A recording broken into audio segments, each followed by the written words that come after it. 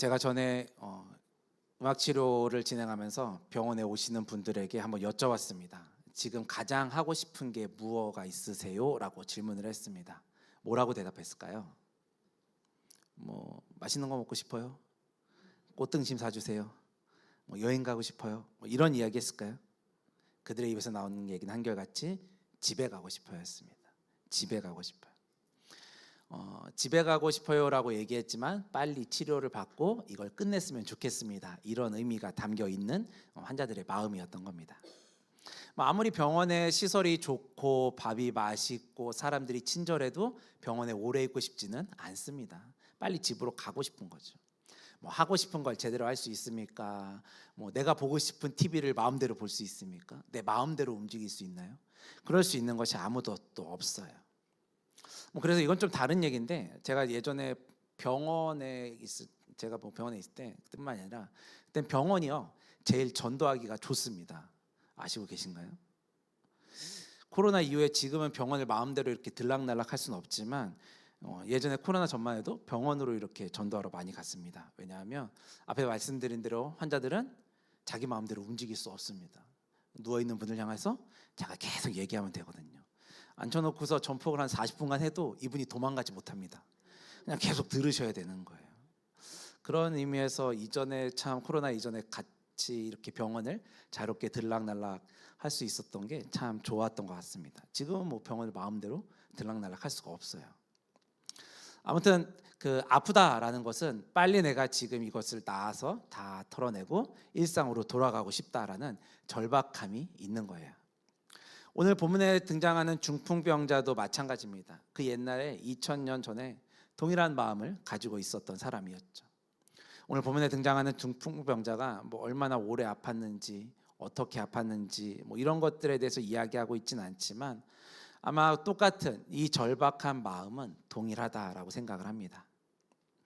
이 중풍병자가 그렇게 빨리 나아서 돌아가고 싶은 이 동일한 마음들, 절박함은 있지만 안타깝게도 그는 자기 스스로 자신을 위해서 무언가 할 수 있는 사람이 아니었거든요.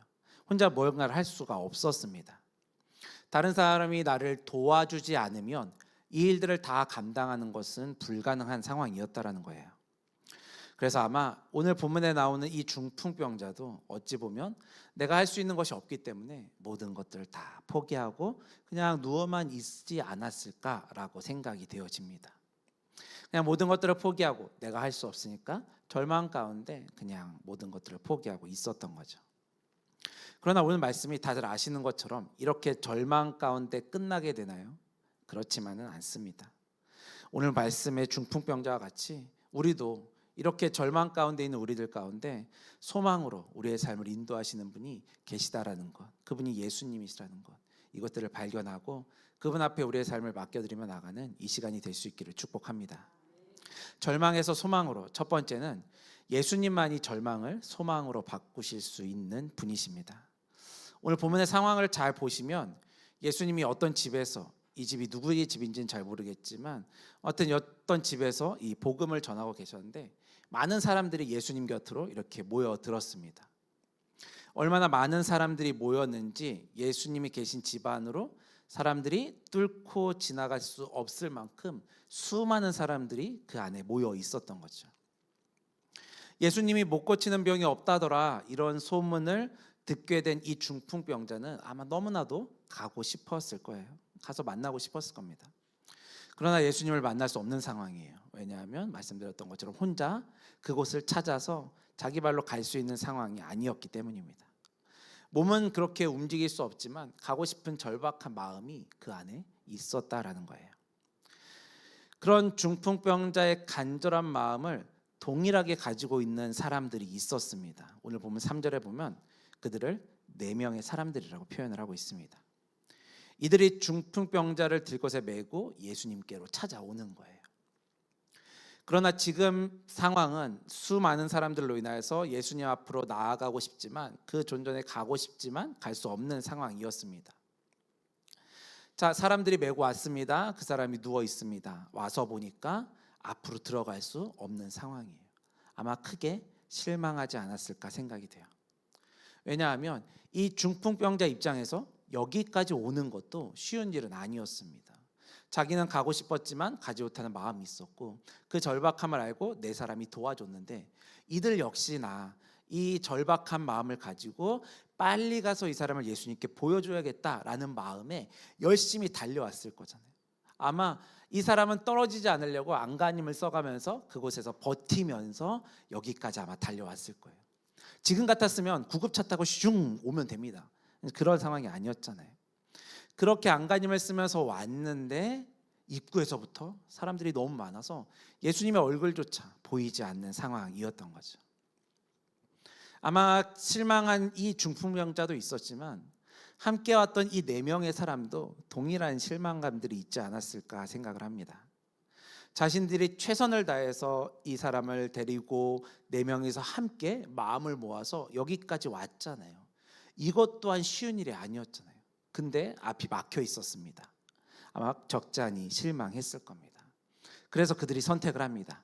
그 선택이 오늘 보면 4절입니다. 4절 말씀 보시면 무리들 때문에 예수께 데려갈 수 없으므로 그곳에 그 계신 곳에 지붕을 뜯어 구멍을 내고 중풍병자가 누운 상을 달아 내렸다라고 이야기합니다. 이 4명의 사람들의 시선이 지금 어디에 있습니까? 지붕으로 갔어요. 당시의 집들은 우리가 지금 있는 집들처럼 콘크리트를 잘 해가지고 튼튼하게 지은 집이 아닙니다. 우리로 치면 옛날 초가집들 생각해 보시면 돼요. 옛날 초가집들. 진흙을 이겨서 만든 황토집 이런 거죠. 그렇기 때문에 지붕이 두껍지도 않고요. 아마 우기가 돼서 비가 오거나 하면 비가 새지 않도록 무너지지 않도록 다시 막 진흙을 이겨가지고 이렇게 보수공사해야 되는 아마 이런 집들이었을 겁니다. 그런 허술함이 많은 집들이었는데 그들이 지금 이 4명의 사람들이 지붕으로 올라가는 거죠. 그리고 지붕을 뜯어내는 수고를 하는 겁니다. 이 장면을 볼 때 우리가 가지고 있는 또 다른 오해 내지는 환상이 하나 있습니다. 너무나도 우리가 이 말씀을 많이 듣고 책으로도 아이들에게 보여주고 하다 보니까 우리에게 남겨진 생각이 하나, 그림이 하나 있는데 뭐냐면 지붕 위에 네모 반듯하게 지붕이 뜯겨져 있고 거기로 상을 내려보내는 이런 그림들을 아마 한 번쯤은 보셨을 겁니다. 그런데 잘 생각해 보시면 지금 이들이 왜 문으로 못 들어가고 지붕으로 갔다고요? 사람들이 너무나 많았기 때문이에요. 사람들로 가득했습니다. 지붕을 뜯습니다. 아마 지금쯤 되면 먼지가 툭툭툭 떨어지기 시작했을 거예요. 아마 먼지가 떨어지고 이겨놨던 지푸라기들이 떨어지고 하면서 밑에는 많이 지저분해질 거예요. 이 상황을 겪고 있는 그 안에 있는 사람들은 어떨까요? 수많은 사람들이 몰려 있습니다. 집안에 아마 다닥다닥 붙어 있을 거예요. 우리 아마 끝나고 나가실 때 복도의 모습과 흡사하지 않을까 싶습니다. 수많은 사람들이 다닥다닥 붙어 있단 말이에요. 예수님의 이야기를 듣겠다고 조금이라도 앞으로 가려고 노력하고 있는 상황입니다. 그런데 그렇게 힘들게 서 있는데 위에서 뭐가 툭툭 떨어지기 시작하는 거예요. 하나둘에 먼지가 가루가 떨어지더니 좀 있다간 큰 덩어리가 하나 떨어지기도 하고 옆에 있는 사람이 맞기도 하고 아마 매우 당황스럽기도 하고 황당하기도 하고 불쾌한 일들이 이 집 안에는 지금 벌어지고 있다라는 겁니다. 그 안에 모인 사람들 예수님의 소문을 듣고 예수님이라고 하니까 무언가 보여줄 것 같은 그 기대감을 가지고 예수님을 만나기 위해서 온 사람들입니다. 대충 하고 왔을까요? 그래도 예수님에게 뭔가라도 잘 보여서 뭐 하나라도 얻을 생각에 조금 잘 차려입고 그래도 잘하고 이런 모습으로 예수님 찾아서 나왔지 않았겠습니까? 새 옷을 입기도 했을 것이고 가장 깔끔한 옷을 입고 오기도 했을 거예요. 그런데 갑자기 지붕이 뜯기고 가루가 떨어지더니 천 같은 거에 사람이 하나 매달려서 내려오는 거예요. 영어 버전에 보니까는 이 오늘 상이라고 표현한 것이 어떤 버전에서는 매트라고 얘기도 하고 어떤 버전은 베드나 팔레트라고 이야기를 하기도 합니다. 어찌되었건 무언가 큰 덩어리 하나가 다시 내려오기 시작하는 거예요. 얼마나 당황스럽겠냐고요. 자기들도 옴짤달싹 못하고 붙어 있는데 얼마나 황당하겠습니까? 아마 그 안에 있는 성질 급한 사람이 있었다면 아마 소리치면서 욕하면서 손가락질 했을 거예요. 뭐 하는 짓이냐고, 당장 치우라고. 아마 이렇게 욕하지 않았을까 생각도 듭니다. 하지만 이 4명의 사람들은 그렇게 열심히 메고 와서 지붕을 뜯는 수고를 마다하지 않은 거죠. 이들은 중풍병자의 고통을 알았기 때문에 이 친구가 얼마나 힘들고 어려운 시간을 보냈는지를 잘 알고 있었기 때문에 그 친구와 동일한 절박한 마음으로 그 고통을 끊어주고 싶은 마음에 열심히 달려와서 지붕을 뜯는 이 수고를 마다하지 않았던 거죠. 아마 집안에 있는 사람들, 예수님 말씀을 듣고자 앞에 서 있던 이 사람들에게 있어서는, 그들에게 있어서는 민폐일지 모르겠지만 이 중풍병자를 향한 마음은 굉장히 큰 진심이었던 거죠. 이런 네 사람을 보시면서 예수님께서 5절에 뭐라고 말씀하십니까? 그들의 믿음을 보시고, 그들의 믿음을 보시고 이야기합니다. 예수님은 그들의 절박함을 가지고 달려나와서 지붕을 뜯는 이 수고를 예수님은 믿음으로 보신 거예요.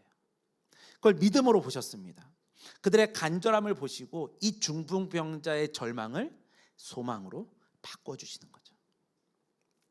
우리도 참 힘들고 어려운 시대를 살아가고 있습니다. 우리가 살아가는 시대 가운데 누구 하나도 힘들지 않은, 어렵지 않은 사람이 없습니다. 각자의 삶들이 다 다르다 보니까 얼마큼 어떻게 이 상황들은 다 다를지 모르지만 누구 하나 나 지금 너무 편하고 좋아요라고 이야기하는 사람은 아무도 없다라는 거죠. 그렇기 때문에 누구에게든지 이 절망이라고 하는 상황은 찾아올 수밖에 없습니다. 가정의 문제를 있어, 학업의 문제도 있습니다. 자녀들의 진로의 문제도 있고요. 각자의 재정의 문제도 있고요. 각자의 건강의 문제도 있습니다. 다양한 문제들로 인하여서 신음하며 고통하는 사람들이 우리 주변에 너무나도 많고 그 중에 하나가 또한 나이기도 합니다. 사회적으로는 어떤가요? 사회적으로도 참 어지럽습니다. 정치적으로 너무 혼란스럽죠. 이 정치적인 대립으로 국민들은 많이 힘들어합니다. 제가 지금 정치 얘기를 하면서 누가 잘했다 잘못했다 이런 얘기를 하고 싶은 게 아니고요. 얼마나 힘들고 어려운 일들이 연속되는 거죠. 그것을 보고 있는 우리도 힘들겠지만 아마 그 현장에 서 있는 정치인들도 쉽진 않을 겁니다. 각자의 삶들이 있기 때문에 각자에게 처해진 것이 있다 보니까 아마 힘든 것들도 또한 있을 겁니다. 그들에게도 고통이고 절망인 거죠. 그러나 중요한 것은 이런 절망의 순간에도 우리에게는 소망이 되시는 분이 있습니다. 그분이 바로 예수님이죠. 우리를 너무나도 사랑하시는 예수님이세요. 이 중풍병자도 또한 이 네 명의 사람들도 모두가 절망의 순간에 예수님을 만나야 한다는 이 간절함이 있었기 때문에 예수님을 찾아서 이곳까지 왔습니다. 그분밖엔 소망이 없다는 걸 알기 때문에 예수님을 찾아서 이 자리까지 나온 거예요. 그렇다면 우리는 우리의 고통 가운데, 우리의 절망의 순간 가운데 누구를 찾고 있습니까?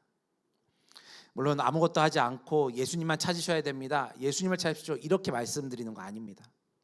네 명의 사람들이 그 중풍병자를 위해서 지붕을 뜯는 이 수고를 마다하지 않은 것처럼 우리도 당연히 예수님 찾아야 되는 것이고요. 그것이 우리가 해야 될 것들을 찾아서 해야 하는 것이고, 또한 예수님이 우리의 궁극적인 소망이 되신다라는 것, 이것을 우리는 기억해야 합니다.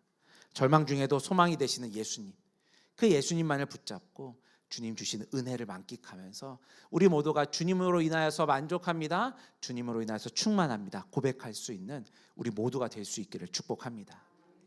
절망에서 소망으로 두 번째는 우리가 말씀에 순종해야 합니다.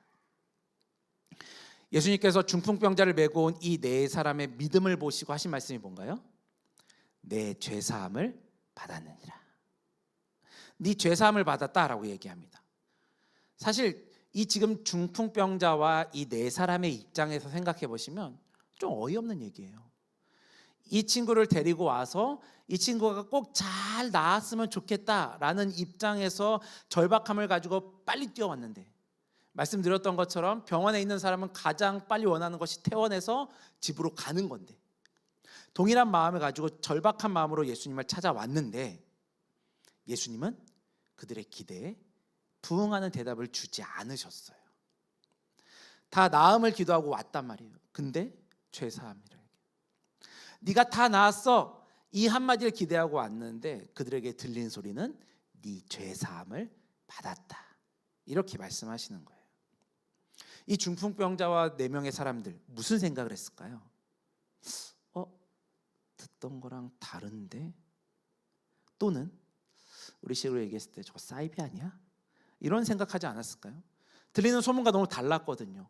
나는 내가 나았어 이걸 원하는데 죄사함을 받았다라고 이야기하는 거예요. 이렇게 아마 중풍병자와 네 사람들은 어이없어 하면서 이게 무슨 일인지 조금은 황당했을 수 있습니다. 동일한 생각을 가진 사람들이 있었습니다. 그 자리에 있었던 서기관들이에요. 예수님의 말을 듣고 나서 서기관들이 7절에서 이렇게 얘기합니다.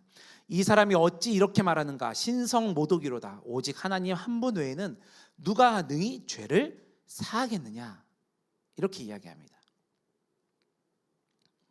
우리는 이미 성경을 여러 번 읽었고 이 스토리가 어떻게 끝나는지 다 알기 때문에 우리가 이 말씀이 다 이해가 되지만 아마 이 본문에 지금 등장하고 있는 이 서기관들의 입장에서는 말도 안 되는 이야기거든요. 왜냐하면 얘기했던 것처럼 죄사함은 누구만이 할 수 있다고요? 하나님만이 하시는 거예요. 죄를 사해 주시는 것은 하나님만 할 수 있는 일인데 당시에 마술을 좀 한다라고 하는 이 예수라는 사람이 나타나서 네가 죄사함을 받았다 이렇게 얘기하니 서기관들의 입장에서는 당연히 신성모독인 거죠. 하나님만이 하실 수 있는 일을 저 어디 어리고 젊은 것이 와서 하나님인 척 한다라는 거죠. 그렇기 때문에 이 서기관들의 입장에서는 말도 안 되는 그런 이야기였던 겁니다. 하지만 서기관들은 무엇을 몰랐나요? 서기관들은 그분이 바로 예수 그리스도이신 것을 몰랐던 거예요. 그분이 그냥 한 청년에 불과한 그저 마술을 조금 할 줄 아는 그런 사람인 줄만 알았지 그분이 예수 그리스도이신 것을 몰랐다는 겁니다. 이스라엘 사람들 그렇게 기다리고 있었던 그들이 가지고 있던 대망 사상이었던 메시아가 오기를 기다리는 그 마음을 충분히 갖고 있던 사람들이었음에도 불구하고 그분이 눈앞에 나타나는데 알지 못하고 있는 거예요. 그런 서기관들을 향하여서 예수님께서 9절과 10절에서 이렇게 얘기합니다. 중풍병자에게 내 죄사함을 받았느니라 하는 말과 일어나 내 상을 가지고 걸어가라 하는 말 중에서 어느 것이 쉽겠느냐? 그러나 인자가 땅에서 죄를 사하는 권세가 있는 줄을 너희로 알게 하려 하노라 하시고 중풍병자에게 말씀하시되. 아멘. 예수님 지금 뭐 하고 계십니까? 죄사함을 선포하고 계신 거예요. 메시아 되심을, 그리스도 되심을 분명하게 선포하고 알려주고 계셨습니다. 그런데 잘 생각해 보시면 이 죄사함을 받았다라는 것이 이제 신학적인 선포인데 이거는 어떻게 믿지 않는 사람들이 생각해 보면 그냥 말뿐이라고 생각할 수도 있습니다. 왜냐하면 이 죄사함을 받았다라고 이야기는 하는데 이게 눈앞에 실제적으로 뭔가 나타나는 게 있나요? 이런 건 없습니다. 네가 죄사함을 받았어 했는데 뭐가 뿅 하고 변하는 이런 모습이 나타나냐고요. 말뿐이지 이것을 가지고 뭔가 나타나는 것, 당장 지금 모습 안에서 나타나는 건 없습니다. 그래서 예수님 뭐라고 얘기해요? 죄사함을 받았다는 말이랑 네가 상을 가지고 걸어가라, 즉 다 나았다라고 선포하는 거랑 어느 것이 쉽겠냐 이야기하는 거죠. 왜요? 다 나았다라고 먼저 선포하면 어떻게 됩니까? 그 흔적이 나타나야 되는 거예요. 수술 잘 끝나고 나서 나와가지고 의사가 얘기하죠. 잘 끝났습니다. 그럼 어떻게 되겠어요? 잘 끝나서 이제 회복하는 거잖아요. 뭔가 보여줘야 되는 거예요. 의사가 수술 잘 끝났습니다. 그런데 일어나지 못하고 있어. 그러면 의사가 거짓말한 거잖아요. 당장에 보여지는 모습들이 있다라는 거예요. 그래서 어찌 보면 네가 죄 사함을 받았다라고 이야기하는 말로만 끝낼 수 있는 이게 훨씬 더 쉬워 보일 수 있는 거예요. 증거가 안 나타나도 지금은 괜찮거든요. 그런데 신명기 18장 22절 말씀을 보시면 이렇게 얘기합니다. 만일 선지자가 있어 여호와의 이름으로 말한 일에 증언도 없고 성취함도 없으면 이는 여호와께서 말씀하신 것이 아니요 그 선지자가 제 마음대로 한 말이니 너는 그를 두려워하지 말지니라. 아멘. 신명기에서 뭐라고 말씀하고 있습니까? 거짓 선지자. 이 사람들은 말을 했는데 이거에 대한 경험도 없고 성취도 없고 일어나는 일이 없다라고 얘기하는 거예요. 그러면 그는 거짓 선지자야 얘기하고 있는 겁니다. 그래서 예수님은 얘기하시는 게 내가 이 땅에 죄를 사할 권세를 가지고 왔다라는 것을 보여주기 위해서 내가 죄사함을 선포한 거야 라고 본인 스스로 자신이 한 행동에 대한 팩트 체크를 해주시는 거예요. 내가 이렇게 한 이유가 다 여기 있었어 말씀해 주시는 겁니다. 결과는 어떻게 됐습니까? 오늘 보면 마지막 절 12절입니다. 12절 함께 한번 보겠습니다. 다 같이 읽겠습니다. 시작. 그가 일어나 곧 상을 가지고 모든 사람 앞에서 영광을 돌리며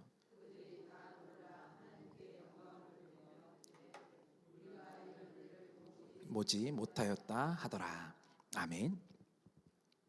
예수님께서 말씀하셨습니다. 예수님께서 말씀하신 대로 이 중풍병자가 일어나더니 자기가 타고 온 그 상을 주섬주섬 챙기는 거죠. 주섬주섬 챙기고 정리하더니 그걸 들고 나갑니다. 중풍병자 입장에서 생각해 보시면 그렇게 능력이 많다고 했는데 그 사람을 좀 만나보고자 왔는데, 물론 내 힘 아닙니다. 다른 사람들이 도와줘서 여기까지 왔는데, 이 와서 예수님을 겨우 만났는데 예수님이 하는 얘기가 죄사함을 받았어 이렇게 말뿐인 거예요. 그들이 원했던 예수님께서 무언가 하나 행위하는 것, 이런 퍼포먼스, 뭔가 있기를 바랬는데 이런 것도 없이 심지어 나았다는 말조차도 안 해줍니다.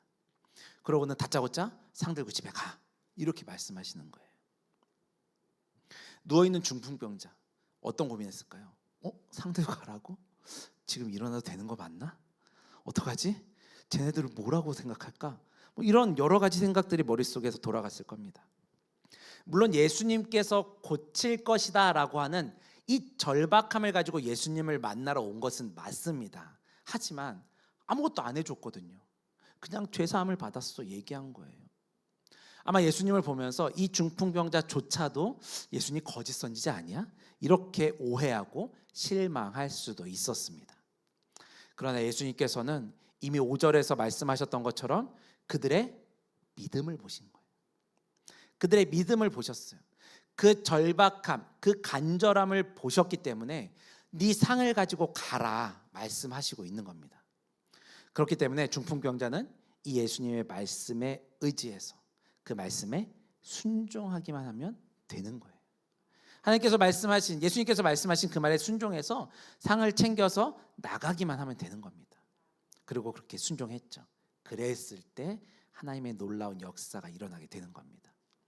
하나님께서 영광 받으신 것이고 이 순간이 바로 절망에서 소망으로 바뀌는 순간이 되는 겁니다. 이처럼 절망의 상황에서 믿음의 백성들이 해야 되는 것은 하나님의 말씀에 순종하는 겁니다. 우리가 지금 절망의 상황에서 할 수 있는 것은 그저 하나님의 말씀에 순종하는 거예요. 지금 내 상황을 바라보면서 지금 이 상황에 내가 무엇을 할 수 있을까 싶기도 합니다. 내 코가 석잔데 지금 누구한테 뭘 어떻게 해줘? 라고 생각할 수도 있습니다. 하지만 하나님은 믿음으로 순종해라 말씀하시는 겁니다. 말씀을 좀 정리하도록 하겠습니다. 하나님은 우리들이 세상을 살아가지만 하나님 나라에 속한 하나님의 백성으로 살아갈 것을 하나님 우리에게 요구하고 있습니다. 하나님의 백성으로서 세상 사람들과 같은 모습이 살아가는 것이 아니라 다른 모습으로 살아가라는 거죠. 하나님의 명령대로 세상과는 구별된 거룩한 삶을 살아가라 우리에게 명령하고 있습니다. 세상 사람들은 우리를 어떻게 바라보건 우리를 향해서 어떻게 손가락질하건 우리는 주님의 명령이라면 그것에 순종하는 삶을 살아야 하는 사람들입니다. 그렇다면 우리는 어떤 모습으로 이 세상을 살아가고 있습니까? 한 영혼을 사랑하시고 구원하시기 위해서 자기의 목숨을 버리고 이 땅 가운데 오신 그 예수님을 바라보고 있으며 또한 그분의 삶을 닮은 삶을 살아가고 있습니까? 오늘 본문에 나오는 이 네 사람, 이들은요 한 영혼을 위해서 최선을 다했던 사람들입니다. 그 한 사람을 위해서 그들의 마음에 진심을 담고 최선을 다하여서 순종했던 사람들입니다. 하나님은 그들을 보면서 그들의 믿음을 보았다라고 칭찬하셨어요. 하나님은 동일하게 우리의 삶을 바라보면서 우리가 그렇게 복의 통로로 사용되기를 원하십니다. 당장 우리 앞에 처해진 상황들이 내 삶이 고달프고 힘들고 어려울지라도 하나님은 우리가 주의 뜻 가운데 순종하면서 주의 복을 흘려보이는 복의 통로로 살아가기를 원하십니다. 우리를 삶 가운데 찾아오셔서 절망의 순간을 소망으로 바꾸시는 그 주님의 은혜가 우리들 가운데 있음을 기억하면서 세상 가운데에서 이 어그러진 상황 가운데에서 소망을 찾는 것이 아니라 우리의 주인 되시는 하나님께서 이미 약속하신 그 복을 누릴 수 있는 우리 모두가 될 수 있기를 축복합니다.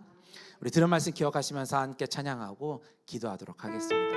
아까 찬양한 건데요, 주께 가까이라는 찬양입니다. 우리가 더욱더 주님 앞에 나아가서 우리의 절망을 바라보는 것이 아니라 소망으로 살아가는 우리 되게 하시옵소서. 그런 마음으로 함께 찬양합니다. 주께 가까이. 주께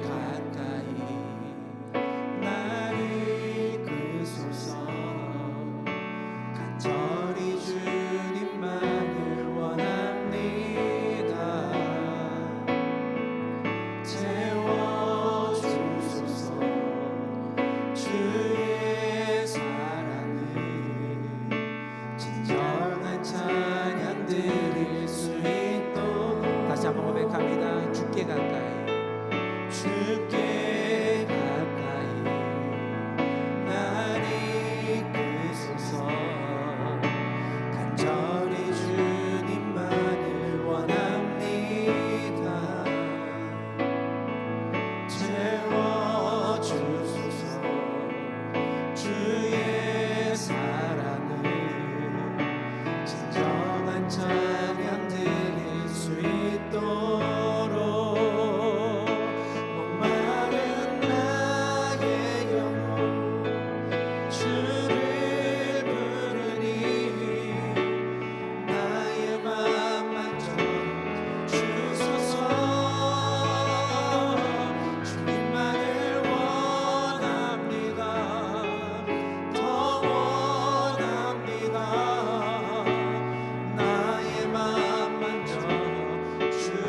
처음부터 다시 한번 고백합니다. 주께 가까이, 주께 가까이 날 이끄소서.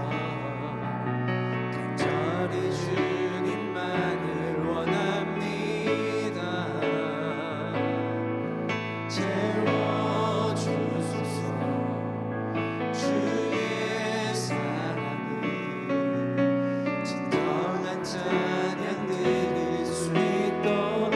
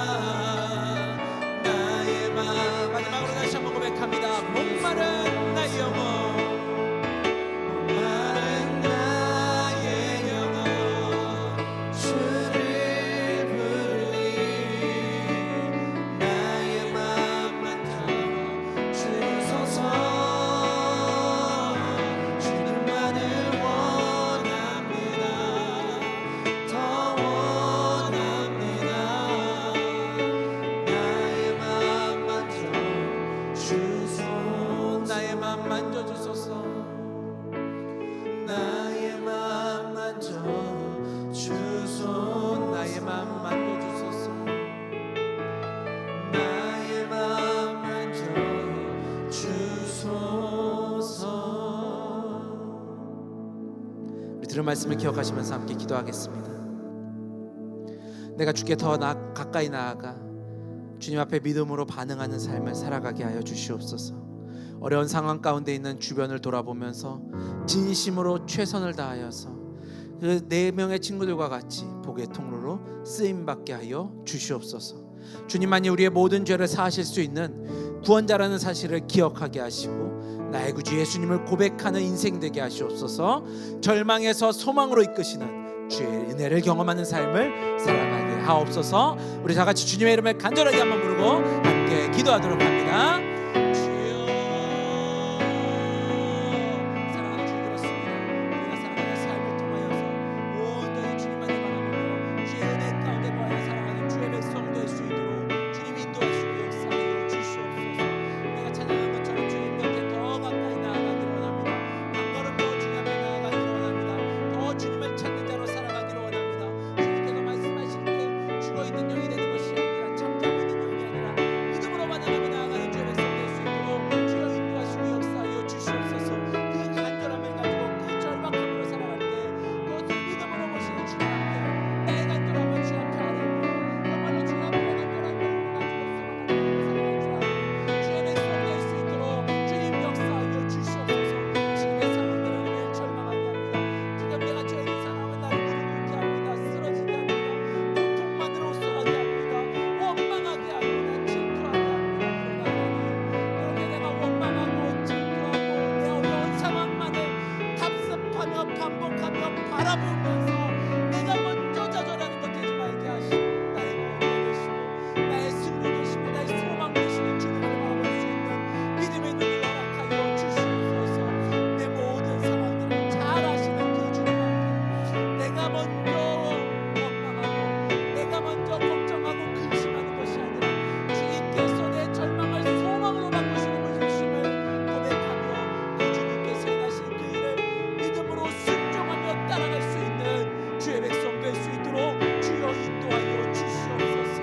그대를 통해 이대의 사람과 같이 그 절박함을 가지고 그 중풍병자를 위해서 최선을 다하여 헌신했던 것처럼 그렇게 주님을 소망하며 간절함을 가지고 행하였던 것처럼 우리의 믿음이 그렇게 행하는 믿음이 될 수 있도록 도와주시옵소서. 말로만 떠드는 믿음 되지 아니하기를 원합니다. 이전의 것들을 답습하는 기억만 가지고 있는 믿음 되지 아니하기를 원합니다.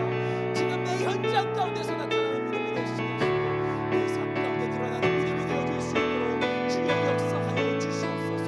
나는 어디에 서 있습니까? 나의 믿음은 어디를 바라보고 있습니까? 여전히 절망하는 믿음으로 있지 않습니까? 여전히 원망하는 믿음으로 있지 않습니까? 여전히 그 자리에서만 머물러 있는 믿음으로 있지 않습니까? 믿음의 눈을 들어 주를 바라보게 하시옵소서. 나의 소망이 되시는 주를 믿음으로 바라볼 수 있는 믿음이 되게 하시옵소서.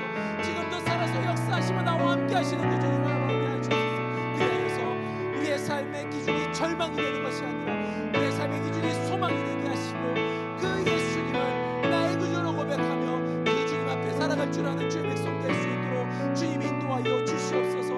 다시금 그 주님을 바라보며 다시금 그 은혜 앞에 서 있음을 고백하며 간증함을 통하여서 그 주님이 나의 주님 되심을 고백되어지고 그 주님이 주시는 그 놀라운 은혜를 경험하며 만끽하며 살아가는 자가 되게 하시옵소서. 그 예수 그리스도의 이름이 저 멀리 있는 이름이 되지 말게 하시고 그냥 한 단어로만 끝나지 말게 하시고 나를 구원하신 그 예수 그리스도의 이름을 항상 만끽하며 경험하며 만지며 살아갈 수 있는 우리들이 될 수 있도록 주여 인도하시고 역사하여 주시옵소서. 주님께서 행하시기를 주의 간절히 바라옵나이다.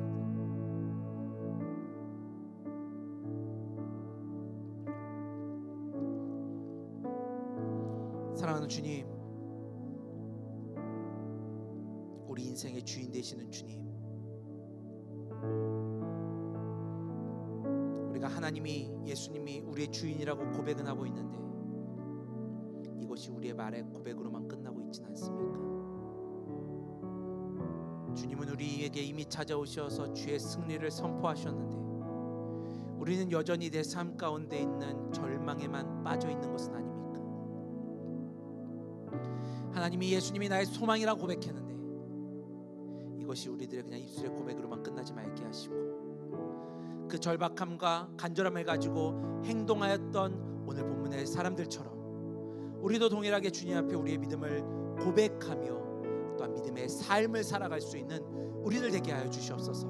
더 이상 눈에 보이는 것 때문에 실망하지 말게 하시고, 더 이상 내 앞에 처해진 상황으로 인하여서 원망하지 아니하게 하시고, 나의 구주 예수님을 고백하며 주님께서 우리에게 이미 허락하신 승리를 만끽하며 주님 앞에 온전한 소망을 두고 살아갈 수 있는 주의 백성들 될 수 있도록 인도하여 주시옵소서. 주님만이 우리의 소망이십니다. 주님만이 우리의 능력이십니다. 주님만이 우리의 모든 것 되십니다. 이 고백의 기쁨을 누리며 살아가는 우리 모두가 될 수 있도록 인도하여 주시옵소서. 오늘 예배 나오면서 주님 앞에 예물을 드렸습니다. 드린 손길들을 기억하여 주시고, 이 모든 예물들 가운데 기도의 제목들을 간절함을 담아서 드렸습니다.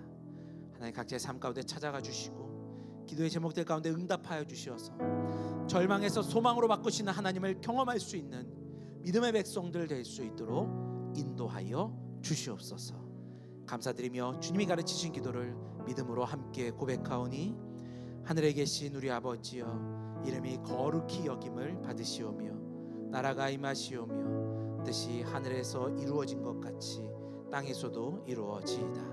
오늘 우리에게 일용할 양식을 주시옵고, 우리가 우리에게 죄 지은 자를 사하여 준 것 같이 우리 죄를 사하여 주시옵고, 우리를 시험에 들게 하지 마옵시고 다만 악에서 구하시옵소서.